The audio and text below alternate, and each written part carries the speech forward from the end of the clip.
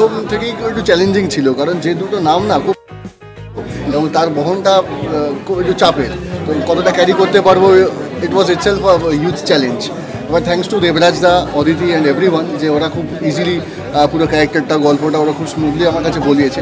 এবং তারপর যখন ফাইনাল স্ক্রিপ্টটা শুনলাম, ক্যারেক্টারটা আরও যখন ম্যাচিওর হলো, তখন যখন শুনলাম মনে হলো কি হ্যাঁ না, এটা করা যেতেই পারে, বেশ ভালো লাগছে। এবং আমার কাছে এটা চ্যালেঞ্জ, একটা অন্য পাওনা, কারণ আমি নিজেও খুব গোয়েন্দা প্রিয় একজন মানুষ।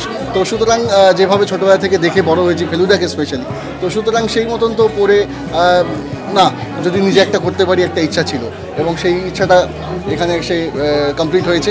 এবং সেখানে চেষ্টা করে গেছি যাতে যে ক্যারেক্টারটা যেভাবে দরকার ছিল সে মতো করার, এবং আদ্যপাদ্য পুরো একটা বাঙালি ক্যারেক্টার, খাওয়া দাওয়া থেকে শুরু করে, খেতে খুব ভালোবাসে, humorous, at the same time যখন কাজটা করে খুব সিরিয়াসলি কাজটা করে।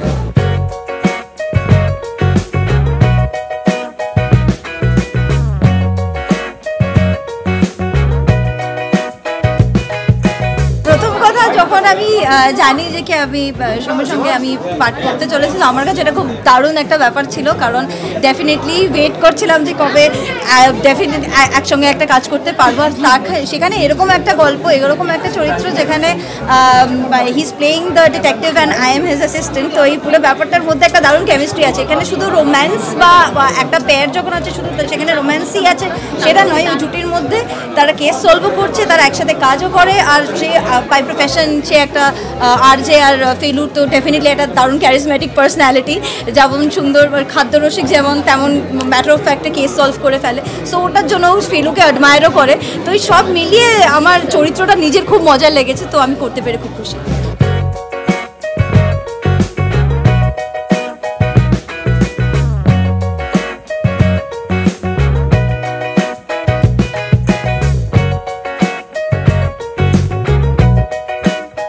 অম্লানের লেখা এবং সুরে একটা গান যেটা আমি গেয়েছি, তো সেই গানটা শুনতে পাবেন। একটু কন্টেম্পোরারি, ওয়েস্টার্ন কন্টেম্পোরারি, একটু ঘেঁষা, এবং এই ধরনের গান একদম যে আমার গলায় শোনা যায়নি তা নয়, কিন্তু এক্স্যাক্ট এরকম শোনা গেছে সেরকমও নয়।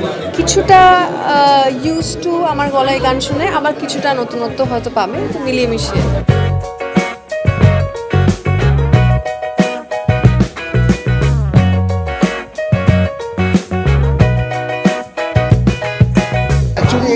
ছবিটাতে না ম্যাক্সিমাম সবার সঙ্গেই প্রথম কাজ, ঠিক আছে, মানে আজকে ডিরেক্টর বলো, যে ডিওপি ভিকি বাদ দিয়ে সুদীপ্ত সঙ্গে আমার প্রথম কাজ, মধুমিতা, পরিমণি সবার সঙ্গে প্রথম কাজ। কিন্তু যখন কাজ করেছি একবারও মনে হয়নি যে এটা প্রথমবার, মানে এতটাই স্মুথলি আমরা কাজটা করেছি, অ্যাম্বিয়েন্স এত সুন্দর ছিল, তো প্রত্যেকেই খুব ইজিলি একে অপরের সঙ্গে জেল করে এবং সুন্দরভাবে কাজটা এগিয়েছে।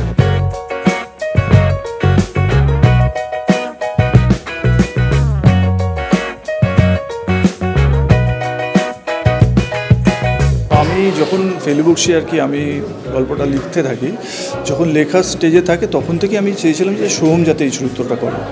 তো অনেকটা ভাবা যায় যে ওকে ভেবেই আমার চরিত্রটা ডেভেলপ করেছিলাম। তো আমার সঙ্গে যেরকম সোহম বললো যে অনেক আগে একবার কথা হয়েছিল, তারপর কিছু কাজ ছিল সেই জন্য হয়ে ওঠেনি, তারপর আমি আবার ওকে বলি, তো তখন আমাদের দুজনের একটা টাইম সেট হয়, তো সেইভাবে আমাদের ফেলুবক্সি হয়। অ্যাকচুয়ালি আমি চাইছিলাম সোমের সঙ্গে একটা ফ্রেশ জুটি যাতে হয়, যেটা সোম আগে কখনো জুটি বাঁধেনি। তো সেই হিসেবে আমি মধুমিতাকে করি, কারণ Madhumita is a very positive character, এবং ওর একটা খুব এনার্জেটিক ব্যাপার আছে, ও শুটিংয়ে খুব নিজের 100% দিতে চায়, অ্যান্ড ওইটা আমার খুব দরকার ছিল, আর ওটা আমার খুব প্রচণ্ড ভালো লাগে। তো মধুমিতাকে ওই জন্যে আমি সোমের সঙ্গে কাস্ট করি, এই কারণে কি সোমের সঙ্গে আগে মধুমিতার কোনো কাজ হয়নি। এবং আমার আরেকটা সেন্ট্রাল চরিত্র দরকার ছিল, যেটা আমি পরিমণির সঙ্গে যখন কথা হয় আমার, পরিমণি একবারে ওই চরিত্রটা করতে রাজি হয়ে যায়। তো obviously Pori Moni is a superstar of Bangladesh, and okay আমরা পেয়ে আমিও খুব ভালো লাগে, অ্যান্ড ও খুব উপভোগ করে পুরো শুটিংয়ে।